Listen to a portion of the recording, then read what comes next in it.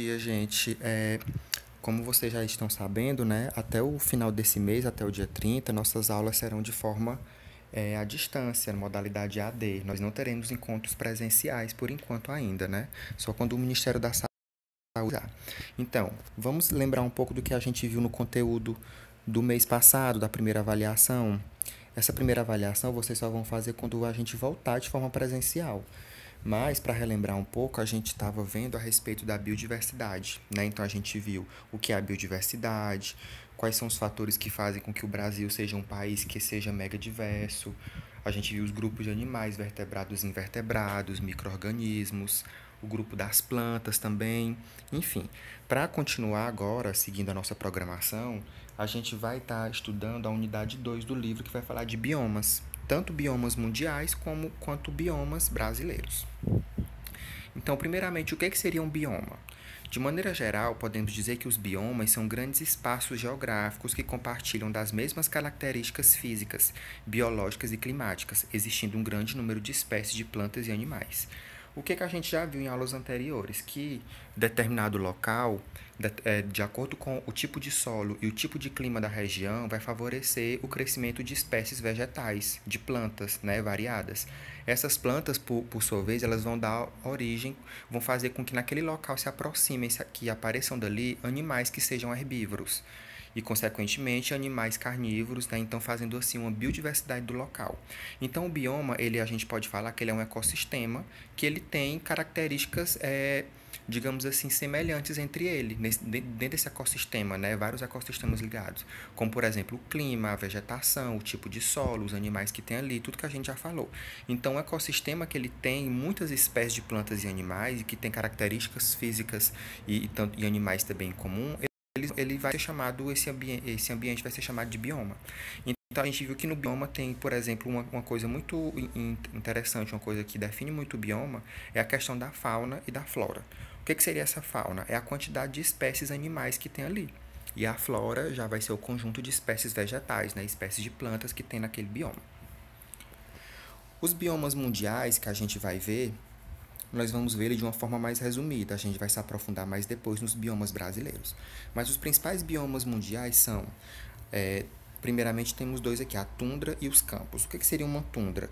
É um bioma característico que tem invernos intensos, então a temperatura lá é menos 12 graus. Vocês podem ver que é um bioma que ele tem uma grande cobertura de neve, né?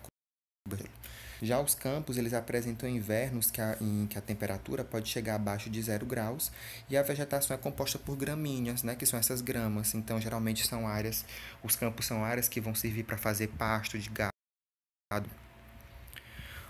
Aí a gente tem também outros tipos de biomas mundiais, como por exemplo os desertos, que tem característica de ser muito quente durante o dia e muito frio durante a noite. A gente tem as savanas, que tem uma estação de seca e tem altas temperaturas. A gente tem também as florestas tropicais, que ele vai apresentar um clima de temperatura constante, mais ou menos 23 graus, e vai ter uma grande umidade. Então, por isso que vai favorecer ter árvores de grande porte, até porque também tem muita água nesse tipo de ambiente.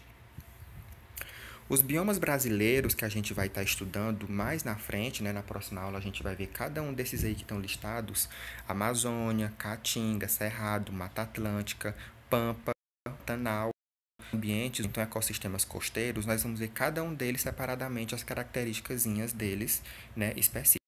Mas nessa primeira aula só é interessante para vocês saberem quais são os biomas mundiais, as características deles e quais são esses biomas brasileiros, né? Então nesse mapa a gente pode ver, de acordo com a cor do que está escrito bioma, em qual região do Brasil que está mais localizado esse tipo de bioma aí. Se a gente for observar no Piauí, por exemplo, mais ou menos uma grande parte do Piauí, mais a metade vai ser formado por Caatinga e a outra parte formada pelo Cerrado. São os dois biomas que são predominantes daqui.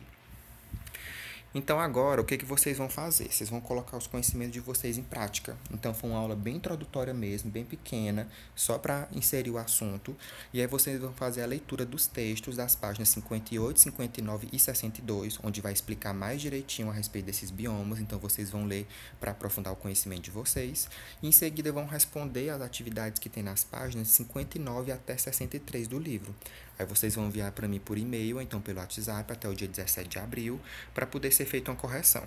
Por quê? Essas 3 semanas que a gente vai ter, cada semana vai ter uma atividade. E cada atividade dessa vai valer um ponto. Então, quando a gente for fazer nossa prova, ela só vai valer 7. O qualitativo de vocês vai ser vai ser, digamos assim, o comprometimento de vocês com essas atividades ao longo dessas semanas. Então, a gente por hoje era só isso. Na próxima aula, a gente vai ver alguns dos biomas brasileiros e depois a gente vai dar continuidade vendo o restante, porque vocês viram que são muitos biomas, né? Então, a gente tem que ver cada um separadamente, ver a fauna e a flora deles.